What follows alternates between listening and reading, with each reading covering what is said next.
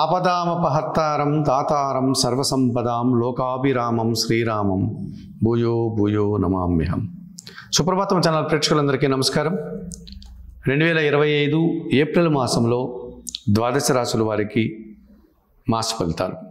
2025 April మాసంలో కన్యా రాశి వారి యొక్క మాస ఫలితాలు. ఈ కన్యా రాశి వారికి ఈ ఏప్రిల్ మాసంలో 40 నుంచి 50% శుభఫలితాలు వచ్చే వాతావరణం కనిపిస్తుంది. ఇందులో ప్రధానంగా తృతీయ అష్టమాధిపతి అయినటువంటి కుజుడు లాభంలో కర్కాటక రాశిలో ఈ నెలంతా సంచరిస్తాడు. భూ వాహనాల వల్ల లాభాలు అందుకుంటారు. వ్యవసాయ రంగంలో అధిక లాభాలు ఉన్నాయి. రియల్ ఎస్టేట్ రంగంలో కూడా మీరు మంచి ఫలితాలను పొందడానికి అవకాశం కనిపిస్తుంది. జన సహకారం పుష్కలంగా ఉంటుంది.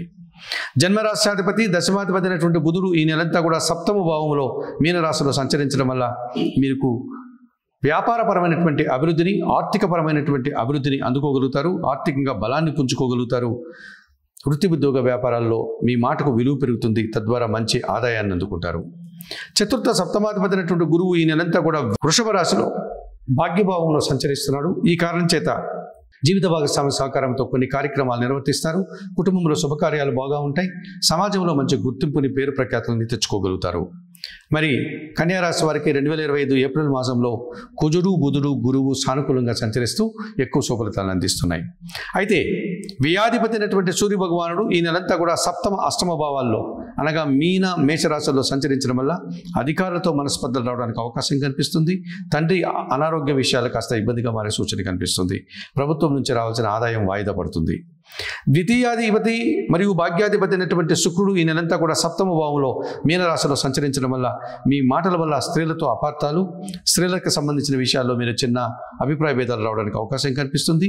స్త్రీల వల్ల వృత్తి ఉద్యోగ వ్యాపారాల్లో పనిభారం పెరిగే సూచన కనిపిస్తుంది. ఇక పంచమ షష్టాధిపతి అయినటువంటి శని భగవానుడు సప్తమ భావంలో అనగా ఈ నెలంతా కూడా మీనరాశిలో సంచరిస్తున్నాడు.